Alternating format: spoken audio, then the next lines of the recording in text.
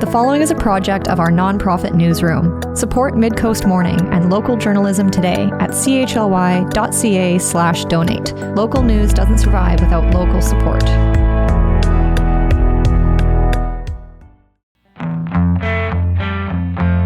Hello and welcome to Midcoast Morning. I'm Joe Pugh. The CEO of Nanaimo Forest Products says that while nothing is decided yet, he expects it to be months before a rezoning application for lands in the southeastern part of Nanaimo makes it back before City Council. After 3 sessions of a public hearing lasting more than 10 hours and featuring more than 100 first-time speakers, Nanaimo City Council has sent an application to rezone around 75 hectares of land from Rural Resource AR1 to Industrial I4 back to staff. The land is owned by Nanaimo Forest Products. It is envisioned in the official community plan as having a future industrial zoning. It is also identified in that plan as being home to environmentally sensitive areas, and it borders the Cable Bay Trail, factors which have contributed to opposition in the community to the proposed rezoning. Over 3 hours into a public hearing last Thursday, a recess was called due to disruption caused by a member of the audience. Immediately following the recess, Council voted in favor of a motion from Councillor Ben Gesselbrecht to adjourn the hearing, and subsequently voted in favor of a motion also from Councillor Gesselbrecht to refer the matter back to staff for further discussions with Nanaimo Forest Products. The motion mentioned 4 specific issues, including narrowing the permitted uses on the land, increasing the size of the buffer zone left between the land and the Cable Bay Trail, ensuring proper drainage, and increasing the width of lighter industrial areas on the edges of the land. That motion passed 8-1, with only Councillor Ian Thorpe voting in opposition. This week, I followed up with Nanaimo Forest Products CEO Paul Sadler to learn more about where things go from here. So you were in attendance for the more than 4 hours of public hearing and council deliberations last week. What were your takeaways from that process? Oh, what were my takeaways? Well, I mean, it's a very interesting process to be a part of. I've not been involved in anything quite like this before. The process is the process. It's there for the purpose of hearing people's opinions, and of course, the City Council's been hearing from the opposition very loud and clear. It's at the end of the day, I believe the council. The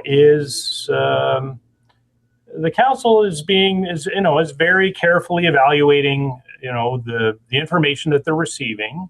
Not everything that they heard is accurate for that matter, but that doesn't really matter. It's up to the council to decide what to do with the information they collect.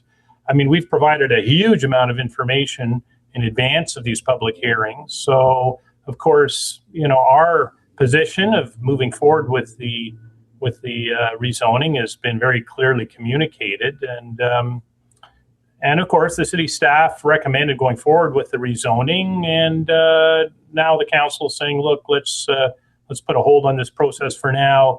Let's revisit the plan and make sure that it addresses the needs of the OCP. Because that's why we're here. I mean, we're actually involved in this project because the city wants it. It's part of the official community plan. The city's hired, huge number of experts and consultants. They've spent millions of dollars on the construction of the OCP. Again, we're here because of that. Yeah, could you maybe speak to me a little bit about some of the history there? So the official community plan, which passed in the summer of 2022, it envisions these lands as being zoned industrial. My understanding is Harmac Nanaimo Forest Products completed the purchase of those lands that same year, a little earlier in the spring. Can you take me through what the interplay was between that community plan process and Nanaimo Forest Products buying those lands? Well, I mean, it was well communicated that even before the official community plan was adopted by council, for years in advance of that event taking place. I mean, it was these lands were earmarked for industrial zoning. So, we border the property.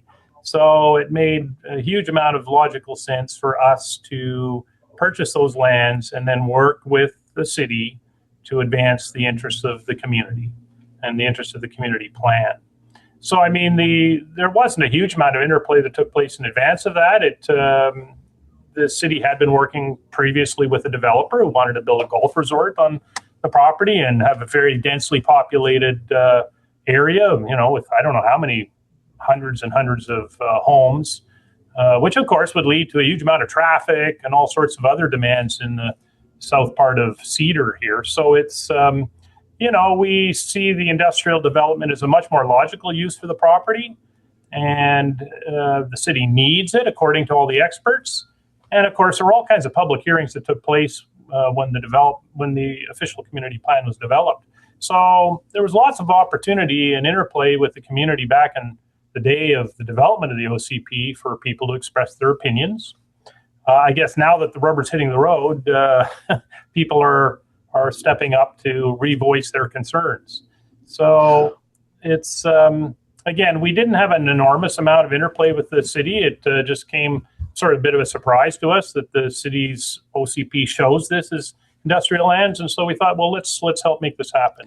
Well, were there any themes in particular over the 3 sessions of the public hearing on this rezoning that you feel like you would like to address? Well, I mean, I'd sort of like to say that, and once again, repeat that, we are a responsible operator, and the lands that we're talking about here, we would want to see responsibly developed and responsibly used.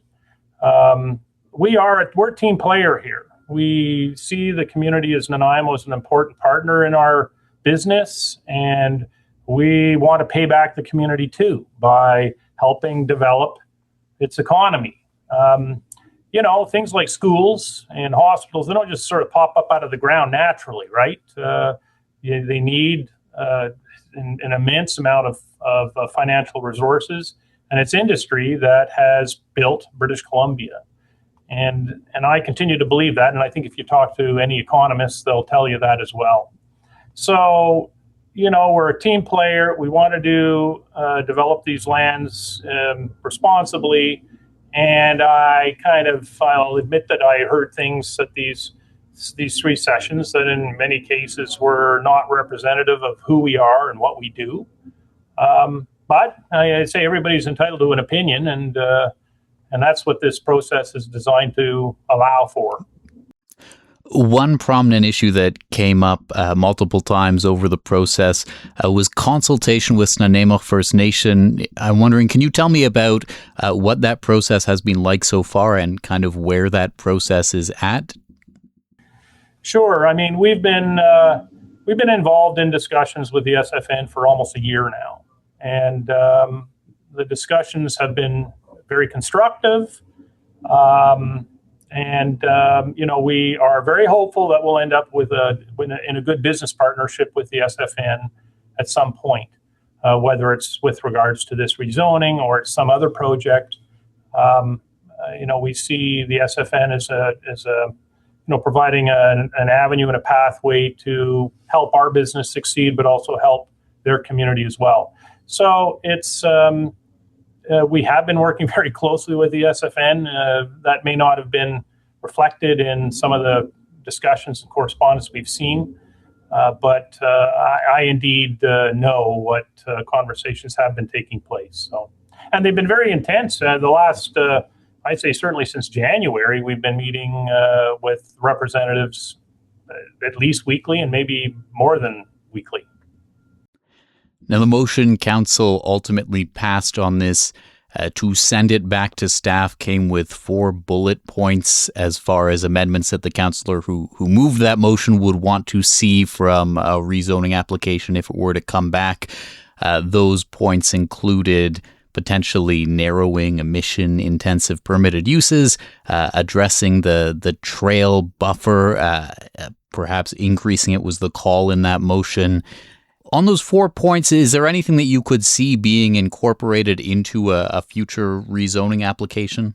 Yeah, of course. I think most of them were addressed during actually the negotiations with the city, their planning group. And I mean, we're hearing now that they want more, and we have an open mind to these concepts. There's a lot of sort of fear, I think, and maybe a little bit of exaggeration as to what kinds of things would make any sense to be involved in these lands. And one of the greatest examples I keep on hearing is everybody's very concerned about a large municipal waste incinerator or waste energy type business. Well, those businesses, they're not economic for the population density that we have here in BC, and especially here on the east coast of Vancouver Island. I mean, I have no interest in seeing something like that go forward, and they're not economic, and they make no sense with the kind of population we have and the vastness of our region. So that's a good example of something that would never happen anyway. But people seem to keep on reiterating that, oh, well, we don't want to see a waste to energy incinerator here. Well, if something like that, no problem. There's other concepts that are very, very broad in the I guess the most open interpretation of what's been presented, and so we're more than happy to sit down with the city and nail down specifics.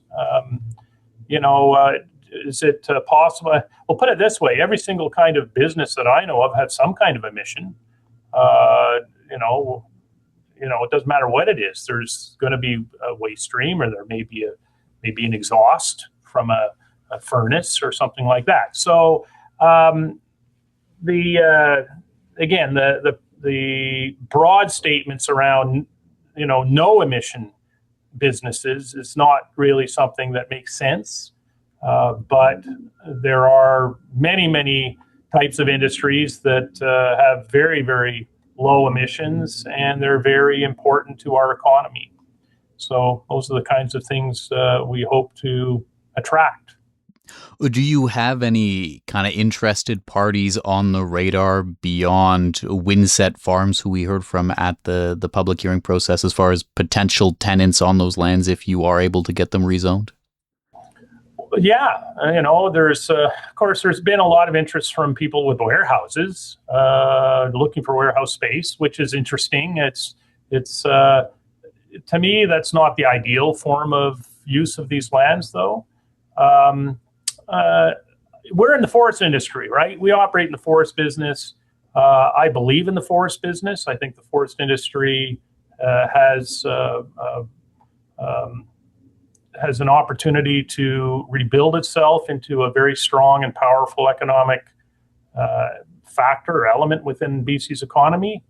And so my preference would be to see the lands used, quite extensively for forest-based businesses, forestry-based businesses, sawmills, veneer operations, secondary manufacturing of wood products. So all of these things are, close to my heart, and I'd like to see the opportunity for those kinds of businesses to set up in a very logical location with good ties to transportation systems.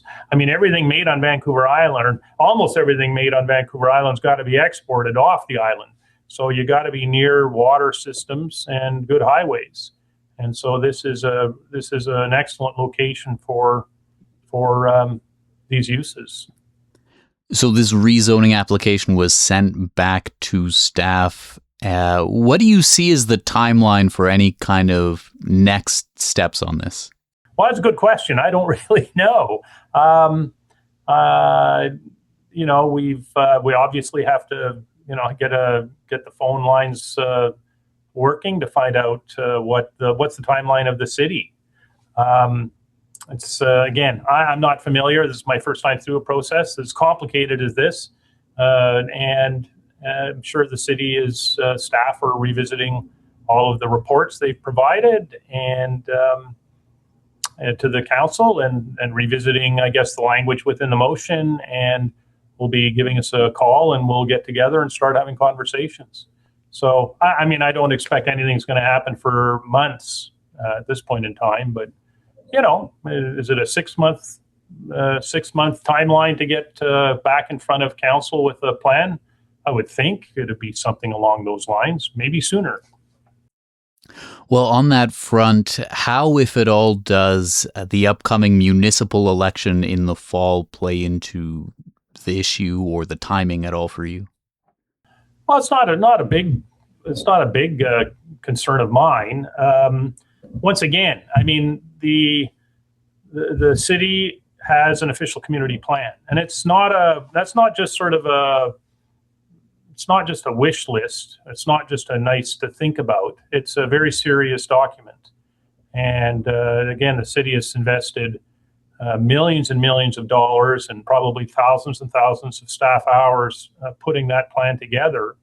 And it's a very important document for the city to pursue.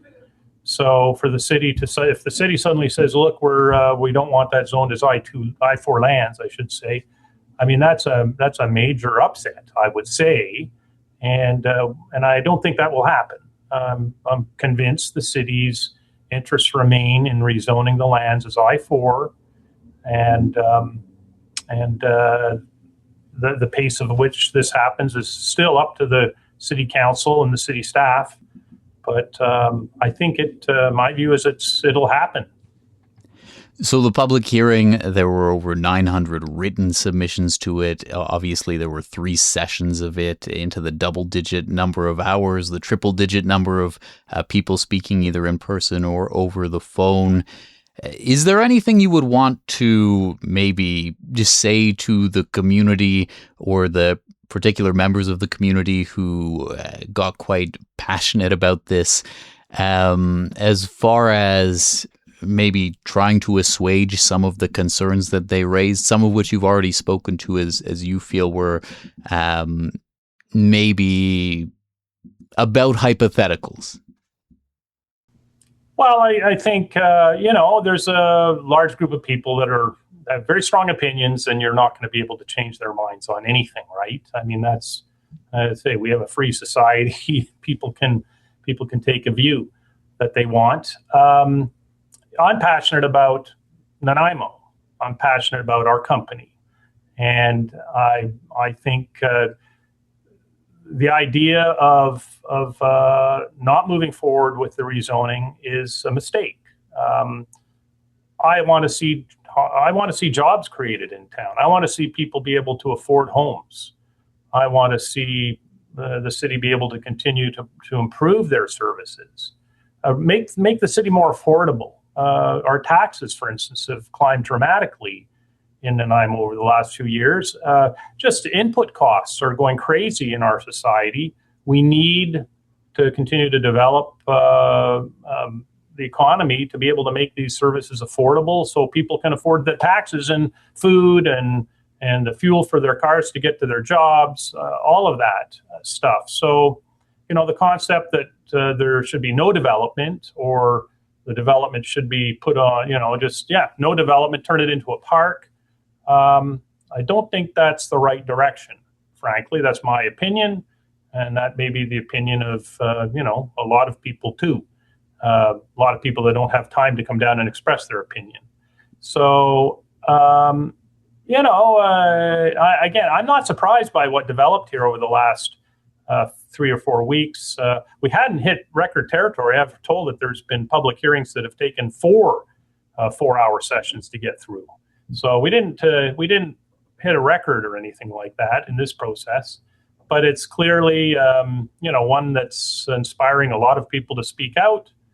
I understand, and we'll work with the system to do what's right for the community as a whole. And that's an important point. We have to do what's right for the community as a whole. That includes everybody, all 115,000 citizens in this town. Certainly, just to note there that the public hearing was closed. It wasn't like no one was coming to the microphone. The council did move to adjourn the public hearing a little bit earlier when you talk about the record territory there. One thing that did come up was people were speaking to concerns about this particular parcel of land, given that the official community plan also notes it contains environmentally sensitive areas. And I know that's something that would be addressed more at the development permit stage of things. But more broadly, are you able to speak to if there was a sentiment out there of people say that they recognize Nanaimo has a need for industrial land, but they were concerned about this particular property? Like, what is the situation with other properties or the availability of other land within the regional district to turn into industrial land? Show it to me. That's a question I would ask. Again, experts have spent years with the city staff evaluating all these options. Okay, this is so the concept that there's lots of land elsewhere to do this kind of development. Show it to us. It does not exist, in my opinion, and so it's nice that many of the speakers said, "Oh, we support Harmac, we support industrial development, but just don't build it here." Well, and they say there's lots of land elsewhere. Well, show it to us. I'm not aware of it. And like I say, I'm not aware of it within the confines of the city, and that's just it. I mean, the city has spent millions of dollars, thousands of hours evaluating the options, and this is what all of the experts have said is the right place. And again, we're just acting on that. We were not the driving force behind this planning process. We did not participate in the planning process and the OCP process. So, and then when it comes to protecting environmentally sensitive areas, it's built into the plan. And as it was pointed out by a councillor, when the final development permits go forward for the property, there's another opportunity for all of these addressing these particular concerns. So, people often said once you've rezoned this land, anything goes. That's not true.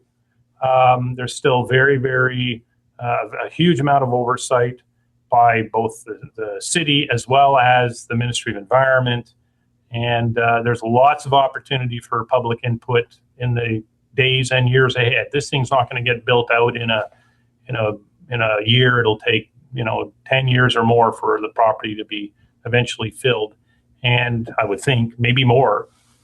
And again, there's plenty of opportunity for people to get involved in the process. So it's not one and done. It's a very involved process in the many years ahead. Is there anything else you would like to communicate with the community on the heels of this public hearing process? Well, again, I mean, we're not surprised. We, again, we're a team player. We want to make this thing work for everybody, or it's certainly not. We're trying to make this work for as many people as possible. There's always going to be, 10 to 20% of any community that's opposed to, the city's plans. I mean, that's just the way the world works. And we've certainly heard loud and clear from that proportion of the community, and their voices will be factored into the final development plan. Will it be exactly what they want? Probably not. Will it be exactly what we want? Probably not. It's a compromise, right? And we're team players. We're prepared to compromise, so let's get on with this thing. Paul Sadler, thank you very much for making the time to speak with me on this. All right, Joe, thanks.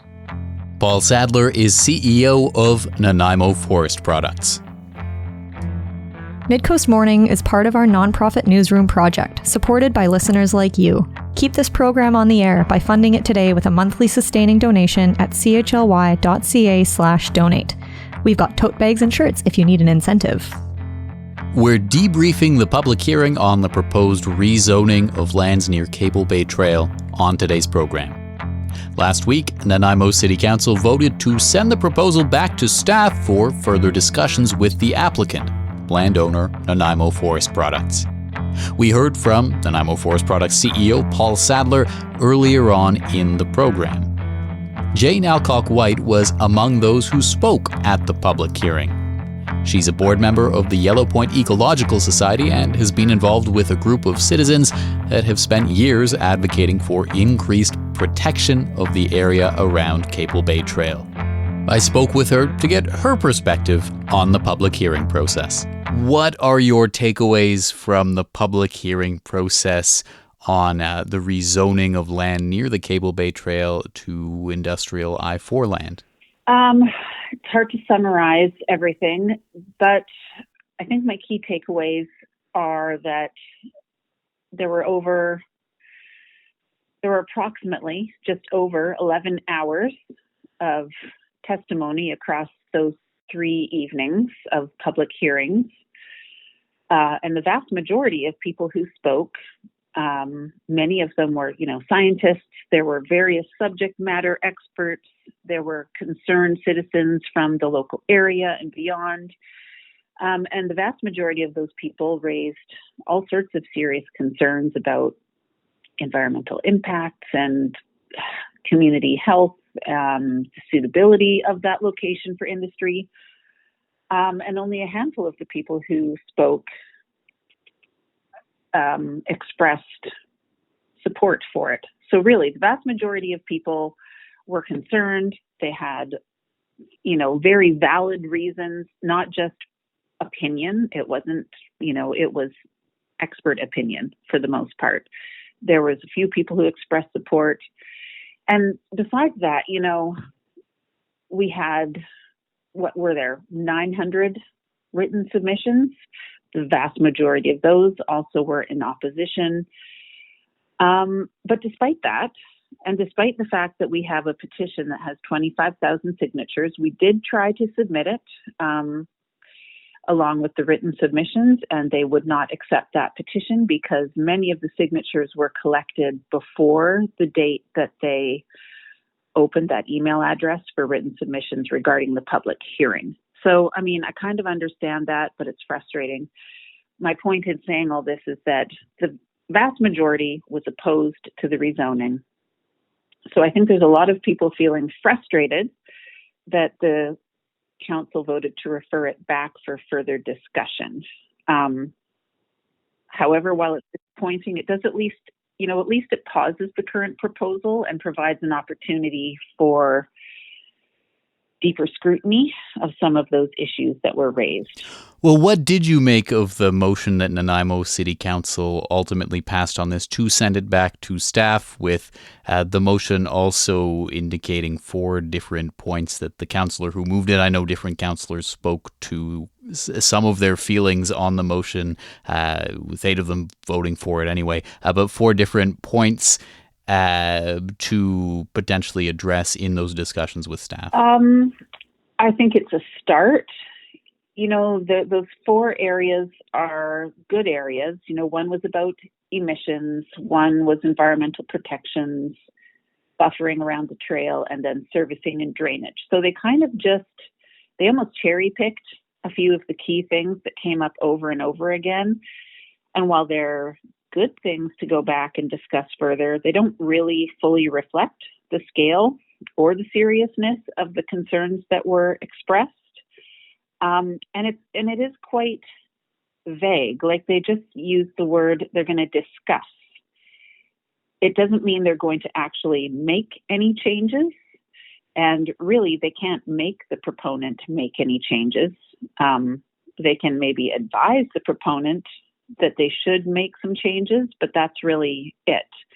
And I think a lot of people aren't even looking for revisions to that application. I think many of the residents and other people who spoke are just opposed to any heavy industrial development in this location due to the risks that were discussed: the sensitive ecosystems, wetlands, the aquifers, the Gary Oak Meadows, the coastal environment. I'm a bit unsure what it actually means. Also, the fact that one thing that came up throughout every single meeting the mayor sort of sets the rules, right? He states every time everybody has 3 minutes to speak. We're going to go through all first-time speakers first. And then once all first-time speakers are finished speaking, second-time speakers will be permitted to speak. And in that third meeting, that there was the person who sort of barged in, and they called a recess for 10 minutes to deal with that individual. And when we came back after the recess,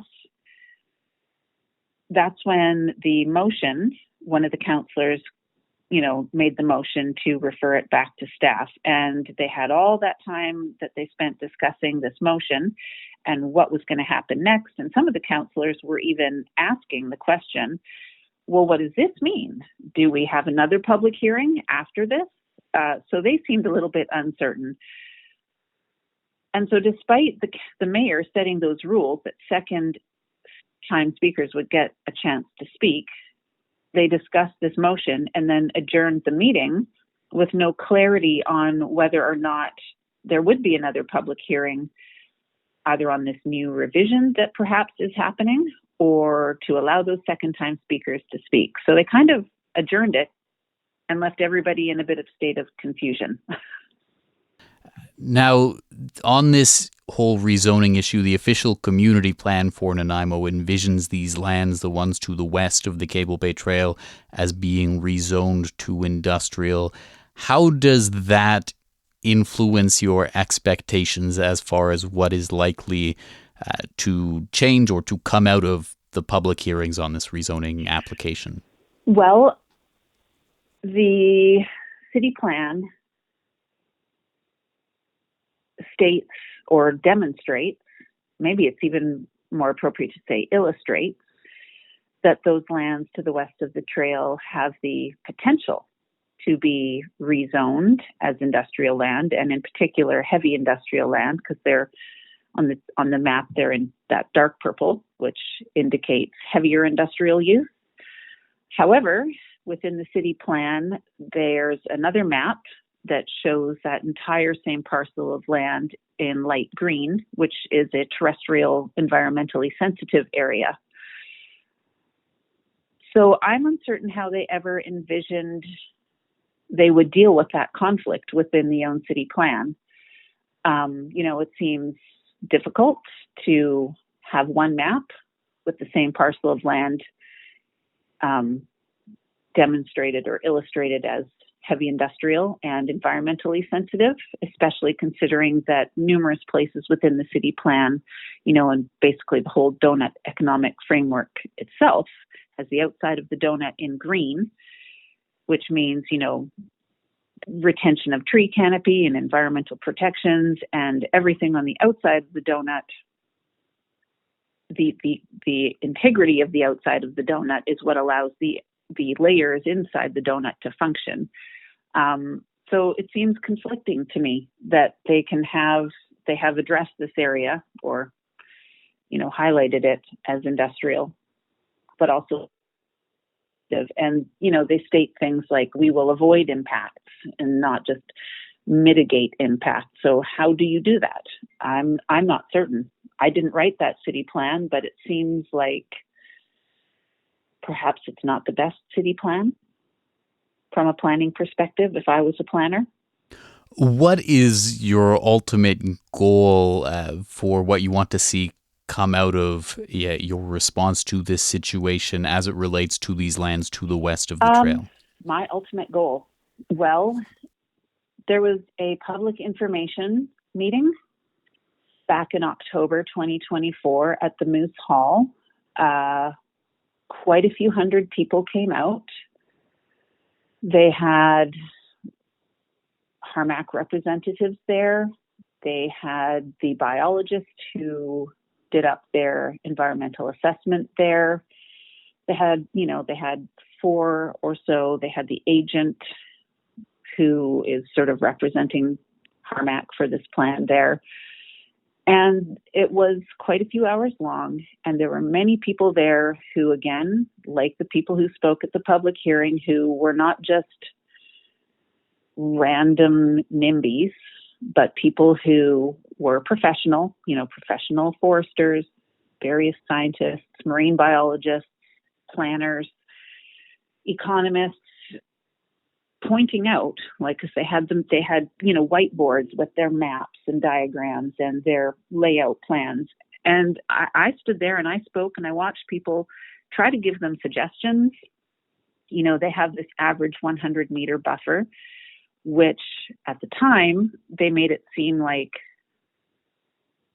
that was not a gift isn't the right word, but they were giving back. They were hearing people's concerns because initially they had only proposed a 50-meter buffer. The city plan itself requires an average 100-meter buffer, so it's kind of funny that everybody's made such a big deal about them giving us this buffer when it's required by policy anyways. And certainly that was a discussion that took place before City Council a number of years ago when the parties were sort of seeking to define what that buffer was to put it in the city plan. How do you feel? And now, again, I should say in the motion that Council passed on this, following the public hearing, that buffer, potential changes to that buffer were one of the things they touched on. What do you see as your goal on that buffer? Well, as I was saying, I think it's a bit odd that it was 50 meters initially.